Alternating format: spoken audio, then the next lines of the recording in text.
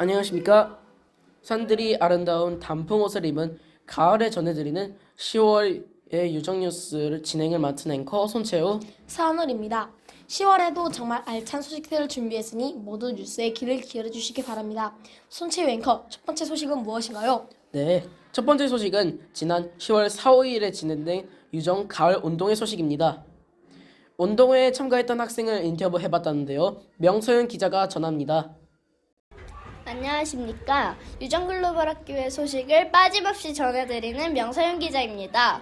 저는 지금 가을운동회를 인터뷰 위에 나와 있는데요.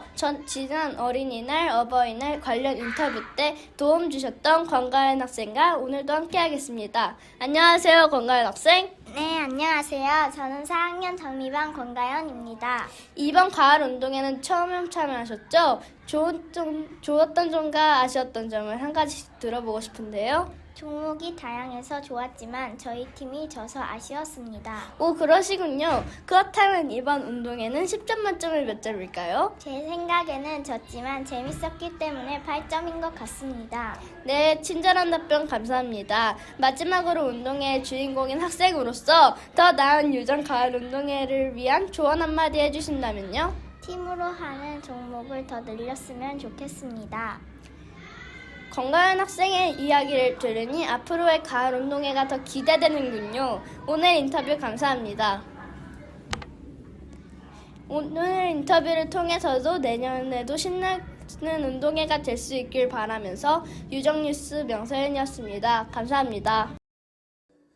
이어서 전해드릴 소식은 유정 글로벌 학교의 한 학생이 전국 청소년 토크감 대회에서 무려 우수상을 수상했다는 소식인데요.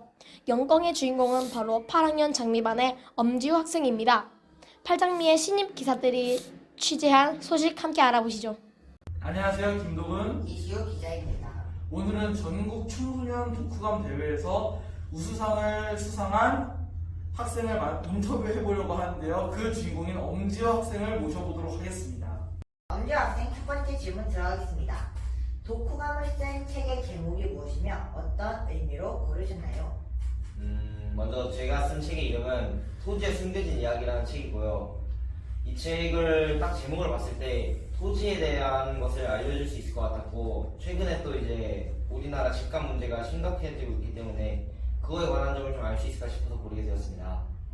그럼 그 내용에서 특히 감가져서 독후감을 작성한 내용은 무엇인가요? 제가 특히 강조한 내용은 이제 주로 책에서 알려준 개념을 강조했고, 거기서 이제 개념을 통해서 얻은 지식을 내 방식대로 해석해서 쓰는 게 맞는 것 같습니다. 독후감 대회에서 우수상을 타신 것으로 보아 엄지우 학생의 글 솜씨가 대단한 것 같습니다. 이상 이시우 기자, 김도근 기자였습니다. 우수상은 1319명 중에 선정된 40명의 학생에게 주어졌다고 하네요. 정말 자랑스러운 소식이 아닐 수가 없습니다. 서은우 앵커, 10월에 있었던 공휴일은 무슨 날이었었는지 기억하시나요? 당연하죠. 바로 개찰전과 한글날이죠. 손채우 앵커는 이 두 국경일이 무슨 날인지 잘 알고 계시나요? 아쉽게도 정확하게는 알지 못합니다. 그렇지만 우리 유정글로벌학교 정혜승, 조서연 기자가 자세히 소개해드린다고 하니 한번 알아볼까요?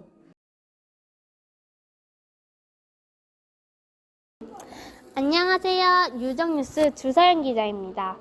여러분은 우리나라가 세워진 날 개천절에 대해 잘 알고 계시나요? 오늘은 제가 이 개천절에 대해 더욱 잘 알려드리려고 하는데요. 개천절은 하늘이 열린 날이라는 의미로서 당군왕검이 한민족 국가 최초의 국가인 고조선을 건국하여 새로운 역사를 시작한 것을 기념하는 날입니다.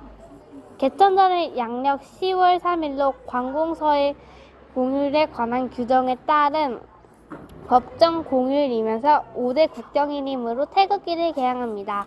유정학생 여러분, 오늘은 우리나라가 세워진 날 개천절에 대해 더욱 잘 알게 되었나요? 오늘은 개천절의 의미를 되새기며 보내시기 바랍니다.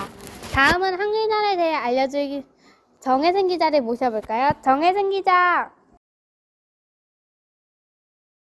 네, 저는 유정뉴스 정혜승 기자인데요.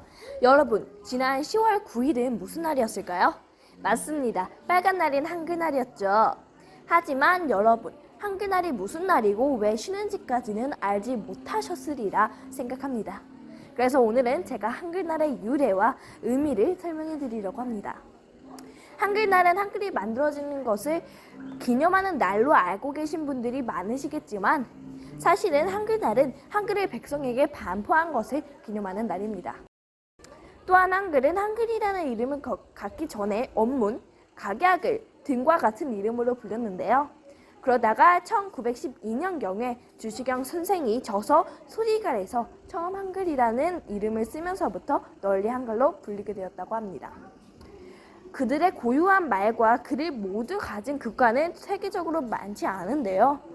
우리의 자랑스러운 한글을 앞으로도 사랑하고 아름답게 지킬 수 있는 유정학교 학생들이 되시길 바랍니다. 지금까지 정혜승 기자였습니다.